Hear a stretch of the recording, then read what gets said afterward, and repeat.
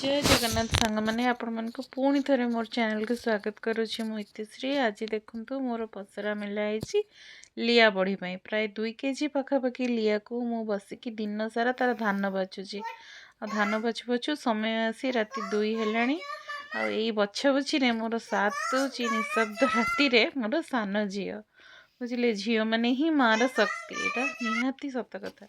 तो जहाँ भी हो लिया बछा सरला शोवा को गला पर नेक्स्ट डे मॉर्निंग रे मु पुणी काम स्टार्ट करदेली। लिया गुड़ाक पूरा धुआ धुई करके छाणीबा पई गोटे कंटेनर रे रखीदेली।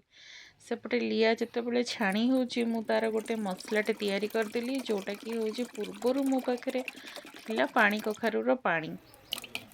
तो से पानी रे मु अदा जीरा आउ सुखिला लंका लुण खाइबा सोढ़ा ये सबू मिसेकी गोटे तार पेस्ट तैयारी करदेली।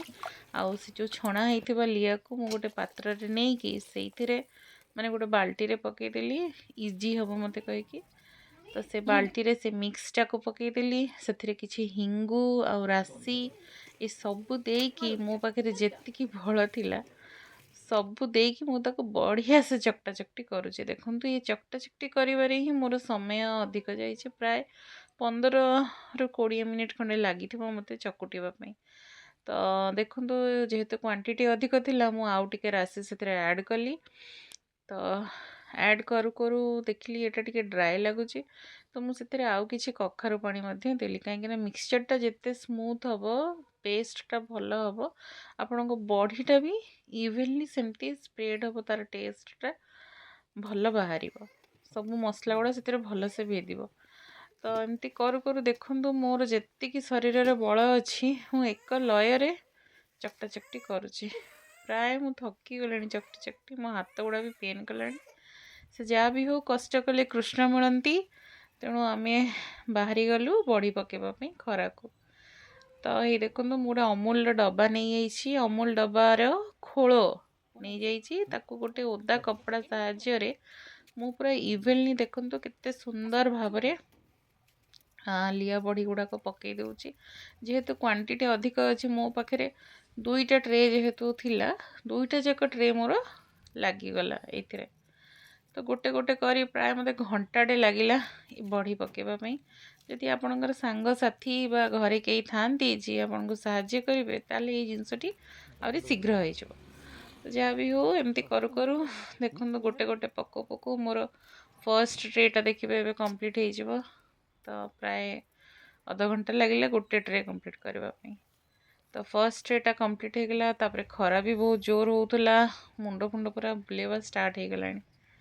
तो यही समय रे देखंतु मोर सेकेंड ट्रेटा भी मु पकाउची पतिदेव माने मो स्वामी महाराज आनी कि गोटे टोपी मो मुंडरे दे देइछन्ती तांको टिके दया लागला कि स्त्रीटा एते खटणी करूची आ तांकरी पई ही बड़ीटी पकाउची काईना ए बड़ीटी तांको अति प्रिय। तो यही स्वामींगर स्नेह भी भरपूर भाव में मिलगला।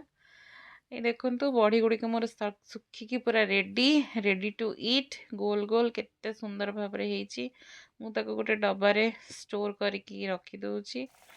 तो रखिला परे देखो ये छाणुची जेहेतु आपण मन को देखौची कि केमिति सी फुलुची। तो तेल रे सी बहुत भल भाव में फुलुची तार साउंड भी आपड़ शुणिबे पूरा क्रैकी साउंड होती पार्टी रे पूरा बहुत सुंदर कुरकुरे साउंड देकी बहुत ही टेस्टी लगुच। आपन को जदि मोर यही बॉडीर रेसिपी वीडियोटी भल लगी थाए तो लाइक शेयर सब्सक्राइब करने को बिल्कुल भी भूलिबेनी।